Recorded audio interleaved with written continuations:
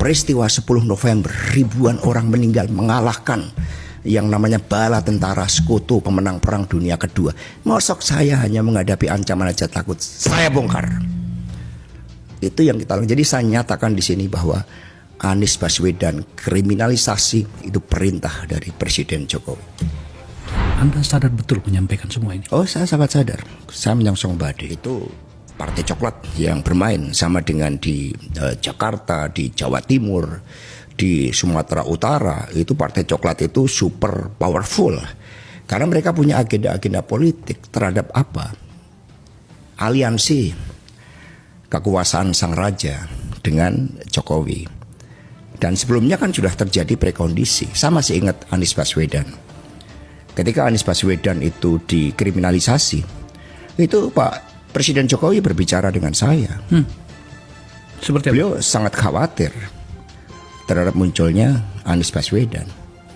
Sehingga itu nyata-nyata kasus Formula E itu kriminalisasi, dan saya bersaksi itu dari perintah Pak Jokowi secara langsung. Sama juga dengan hal terkait dengan revisi Undang-Undang KPK. Kalau kita lihat, revisi Undang-Undang KPK itu kan sebelum pilkada serentak di mana Mas Gibran dan Mas Bobi maju. Karena saat itu ketika Pak Jokowi berdiskusi sama dengan saya untuk rencana bagaimana Mas Gibran dan Mas Bobi maju, saya ingatkan bahwa di dalam beberapa case itu konsekuensinya Mas Gibran dan Mas Bobi akan jadi pejabat negara loh Pak. Begitu jadi pejabat negara, urusan gratifikasi itu menjadi sensitif. Maka kalau kita lihat, ada kaitannya revisi Undang-Undang KPK dengan pilkada terkait dengan Mas Gibran dan Mas Bobi yang mau maju. Sehingga pernyataan Pak Agus, mantan ketua KPK yang juga dibentak oleh Pak Jokowi, akhirnya itu saya benarkan. Karena memang itulah proses intervensi. Hanya sayangnya kan Pak Jokowi ini sering main belakang. Saya titip Kota Tegal, saya titip Kota Kediri, saya titip Kota Madiun, saya titip Kotaku, saya titip Provinsi, saya titip Kota Bandung, saya titip Kabupaten Lamongan, saya titip Kabupaten Pringsewu, saya titip Kota Malang, saya titip Kabupaten Muaro Jambi, saya titip Kabupaten Tambrau, saya titip Kabupaten, saya titip Kabupaten, saya titip Kabupaten Pulau Morotai, saya titip Bali, khususnya Kabupaten Badung, saya titip Kota Binjai, saya titip Solo ya, titip Solo, saya titip Kota Denpasar, saya titip Kabupaten Tangerang, saya titip Kabupaten Pati, saya titip Kabupaten Solok, saya titip Kabupaten Dairi. Terbongkar. Ternyata Jokowi yang jadi otak kriminalisasi Anies Baswedan di kasus Formula E. Sekjen PDI Perjuangan Hasto Kristianto mengungkapkan hal yang tak terduga soal kasus Formula E yang sempat menyeret nama Anies Baswedan. Dengan tegas, Hasto menyebut kasus tersebut didalangi oleh Jokowi yang saat itu menjadi Presiden RI ke-7. Hasto menyampaikan hal tersebut dalam channel YouTube Akbar Faisal bersama Koni Bakri. Hasto mengaku bahwa Jokowi memiliki ketakutan terhadap sosok Anies Baswedan yang punya pengaruh sangat kuat.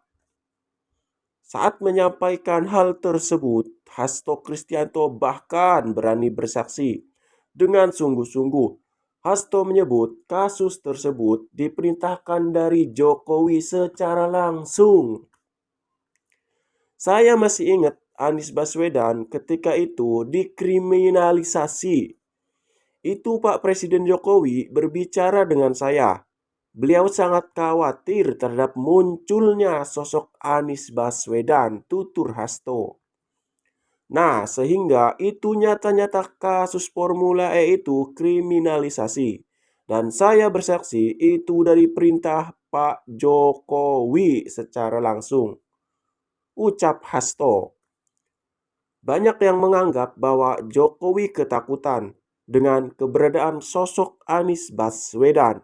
Bahkan ada dugaan upaya kriminalisasi saat Pilpres 2024 kemarin. Nah, kini keduanya saling beradu pengaruh di Pilkada DKI Jakarta. Jokowi dan Anies Baswedan sama-sama endorse kandidat calon pimpinan daerah. Anies Baswedan PS Jokowi. Mantan Presiden RI ke-7 Jokowi kini jadi juru kampanye di Pilkada 2024.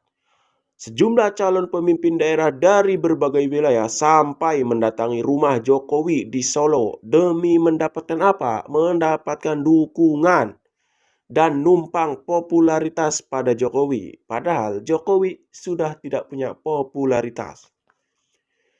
Sebelumnya Jokowi menyatakan ingin pensiun saja setelah lengser jadi presiden. Tapi perkataannya saat ini justru bertolak belakang pada apa yang disampaikannya beberapa waktu lalu. Dukungan Jokowi dianggap punya pengaruh besar untuk meningkatkan elektabilitas calon pemimpin daerah. Sehingga magnet Jokowi masih besar jika digunakan untuk mendulang suara dari sisi penggemar Jokowi, katanya. Lalu bagaimana dengan kandidat yang tak diusung Jokowi? Ternyata mereka berbondong-bondong mencari magnet yang sama besarnya aja dan juga lebih besar dari Jokowi, yaitu Anies Baswedan yang kemarin menjadi kandidat calon presiden. Sejumlah peserta Pilkada 2024 bahkan mendatangi rumah Anies Baswedan di Jakarta. Terhitung sudah ada 3 calon gubernur yang sowan ke rumah Anies Baswedan. Berbeda Pak Prabowo yang sikapnya kesatria gitu kan. Diminta dukung Lutfi aja itu menunjukkan sikap yang jauh berbeda. Itu kan ekspresi yang disampaikan kepada rakyat bahwa saya menyampaikan ini di rumah Pak Jokowi pada hari Minggu. Itu kan pada akhirnya rakyat menangkap itu sebagai suatu bentuk pesanan. Bagaimana perlakuan terhadap seorang presiden yang berdaulat pun seperti itu. Akhirnya kan rakyat bersikap kritis. Nah sehingga kerusakan sistem hukum itu by design. Termasuk persoalan yang muncul antara Pak Firly, kemudian dengan Pak Sigit Listio terkait dengan proses kriminalisasi Anies. Jadi semua sudah by design. Mengapa ini saya sampaikan? Saya pikir semuanya sudah selesai ketika Pilpres. Kita juga sudah datang seluruh anggota legislatif PDI Perjuangan hadir semua. Diminta hadir oleh Bu Mega. Perintah langsung Ibu tertulis menghadiri, wajib hadir pelantikan Presiden Prabowo Subianto dan Wapres Gibran. Tapi ternyata itu tidak cukup. Bahkan kemudian saya diancam informasinya A1. Mau dijadikan tersangka untuk kasus yang sangat tidak jelas. Berbeda kasus Sambo. Kaitannya kemana? Judi online, narkoba. Itu kan mendapat backing dari Partai Coklat. Kemudian judi, tambang-tambang ilegal. Semua tahu itu kan dimobilisasi untuk kepentingan dana pergerakan Pilpres. Tapi ketika urusan seperti ini sama dikejar, saya melawan. Saya jadi ingat ketika pada tahun 30 ada 4 kader PNI di Ciamis. Hanya teriak merdeka, merdeka dan merdeka sekarang karena bergelora spiritnya Bung Karno. Mereka dikenakan hukuman gantung, Bung. 4 kader ini. Lalu salah satu yang akan menjalani hukuman gantung itu kemudian bisa berkirim surat kepada Bung Karno dan mengatakan, Bung Karno besok saya akan menjalani hukuman gantung dengan mulut tersenyum. Dengan keyakinan, karena saya yakin Bung Karno akan memerdekakan Republik ini. Jadi untuk merdeka, banyak yang siap digantung dengan tersenyum, yang mencurahkan nyawanya. Peristiwa 10 November, ribuan orang meninggal mengalahkan yang namanya bala tentara sekutu pemenang Perang Dunia Kedua. Mosok saya hanya menghadapi ancaman aja takut, saya bongkar. Itu yang kita lakukan. Jadi saya nyatakan di sini bahwa Anies Baswedan kriminalisasi itu perintah dari Presiden Jokowi.